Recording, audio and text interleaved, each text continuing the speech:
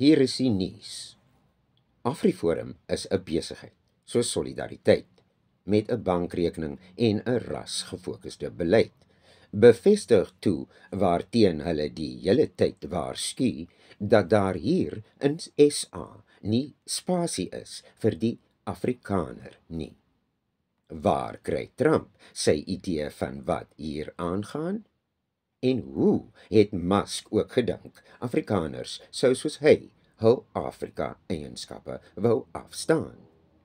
Hoe het al twee daai gedink Afrikaners stel hulself nie in die verleentheid deurdat hulle ras nou openlik uitgebuit word met wat hulle dink is 'n geleentheid. En dan is daar natuurlik die benadering na die regering, nou al dekades afgemaak deur veral die DA as vergelykend met 'n siekte, soos kanker of tering.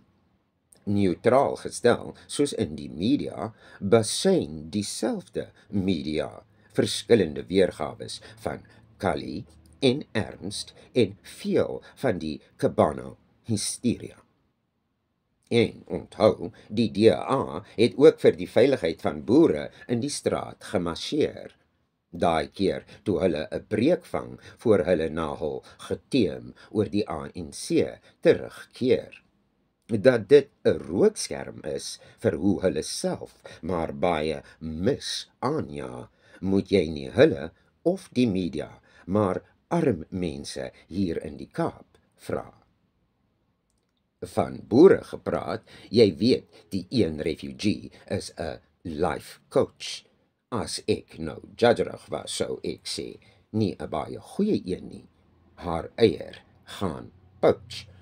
Alhoewel 'n mens die punt duidelik moet maak, sê Trump, hou nou enige Suid-Afrikaan.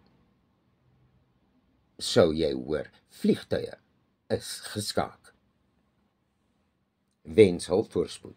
Wens hul wel, want werk dit nie uit nie, gaan dit moeilik wees om vas te stel hoe speel jy wanneer jy gespeel was in 'n spel. En uiteindelik jou keuses wat die antwoorde gee oor hoekom jou herkoms, jou huis en jou hart daai keer minder sou tel. Dit dan, die nuus.